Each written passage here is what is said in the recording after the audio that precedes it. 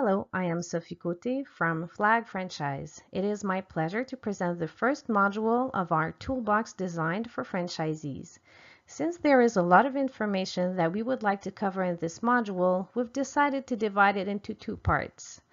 What is franchising? As the title suggests, we'll talk about the notion of franchising, explain the basics, terms, and expressions used in the context of franchising. By the end of this module, you'll have a better understanding of this exciting adventure that you're about to set out on. Before we begin, here is the list of topics covered in our toolbox for franchisees. What is franchising? Pros and cons of franchising, franchise entrepreneurs, choosing your franchisor, step-by-step franchise guide, financing your franchise business, franchise agreement and legal aspects, selecting your franchise location. We would like to thank all of our partners for their contribution to the design of this toolbox. Pierre Garceau, consultant at GCG Franchise, for his invaluable advice. The CQF for ongoing support to FlagFranchise. Planiprêt that prepared Module 7, Financing Your Franchise. Fasken for the design of the module on franchise agreement and legal aspects. Himalaya Real Estate Agency that designed Module 9, Selecting Your Franchise Location. Stratica for the English and Spanish versions of the toolbox. And finally, Totem, a consulting firm that puts its expertise at the service of FlagFranchise. You'll see a more detailed description of our partners and their services at the end of part 2 of this module. A few words to introduce the CEO of the company, Sylvie Grégoire.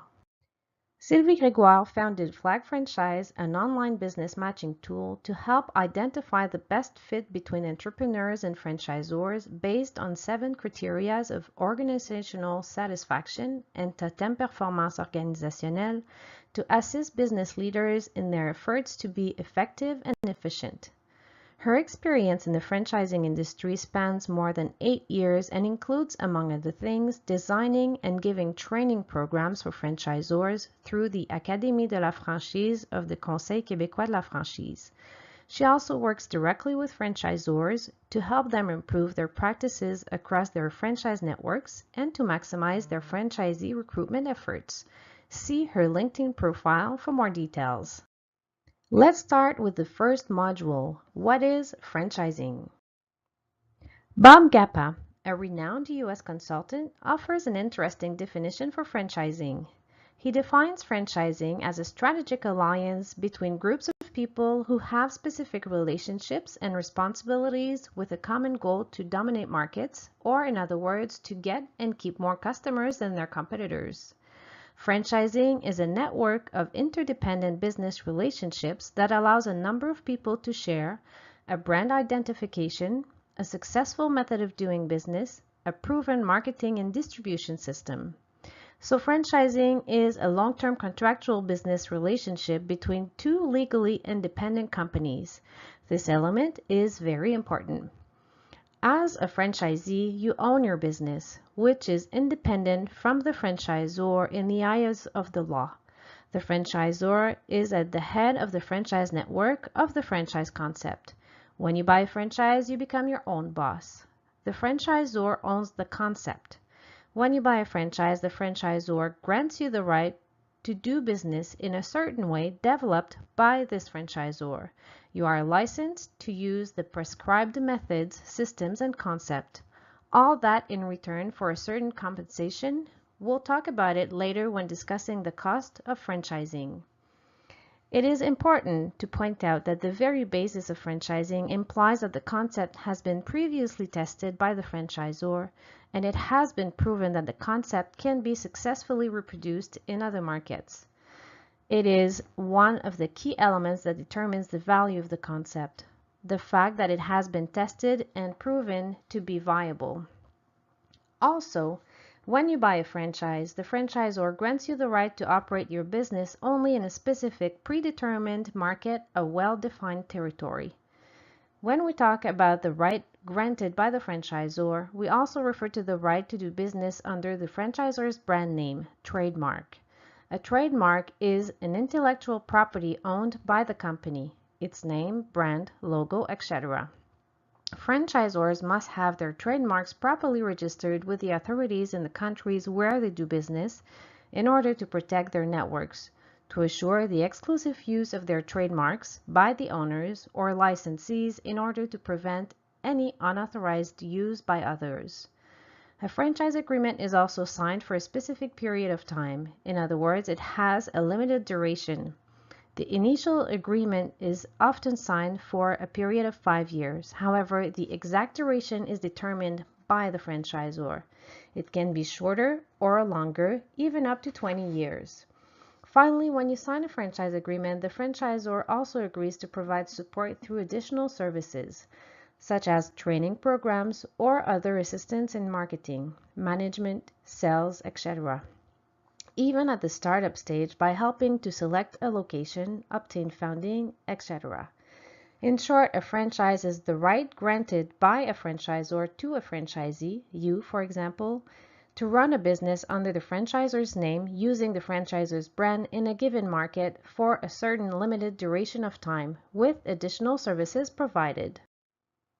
Here are some formats and their definitions. I don't expect you to become experts in everything related to franchising, but I do want to help you understand the differences between the terms used.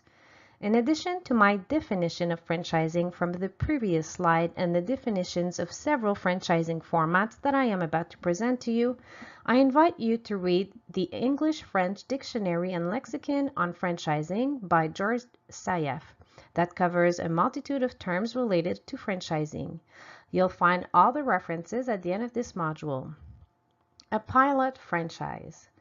As the name suggests, it is the very first franchise of a certain concept, a test of sort, that allows the franchisor to fine-tune the concept, refine the methods, validate that the concept is reproducible, and so on. There are often no or very low franchise fees associated with this type of franchising, since the actual value of the concept has not been established yet. A master franchise. In this case, the franchisor transfers some of the rights and obligations to a franchisee operating in the defined area. This means that this master franchisee is responsible for developing a specific market, which includes having the right to recruit franchisees. For example, the right to develop a target province or country. A multi-unit franchise.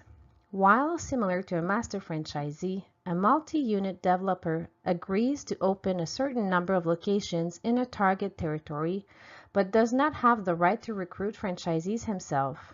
A multi-unit franchisee is responsible for developing a specific area or market over an agreed-upon period of time according to the terms of the franchise agreement. Operating franchise. A franchisee invests into a business unit and must operate it according to the prescribed methods as per the very definition of a franchise. A social franchise. Social franchising is a relatively new concept. It is mostly known in Europe and the USA, but some Canadian organizations are also showing interest in this type of franchising. It can be defined as a social purpose organization that applies the mechanism of franchising for the replication of its proven concept in other locations under license in order to meet the needs of the community. The main peculiarity of this format is that unlike the other franchise concept, it usually implies adapting the concept to meet the unique needs of each community. A mobile franchise. This is a franchise format that does not have a fixed location, but uses some means of transportation to bring services to the customer, such as truck, bike, bicycle, van, etc. We are not going to discuss other distribution methods, such as sales agency, distribution license, concession banner, affiliation, etc. I simply wanted to introduce these terms to you. They're very similar. The main differences are in the specific terms and conditions of the contract signed between the franchisor and the franchisees.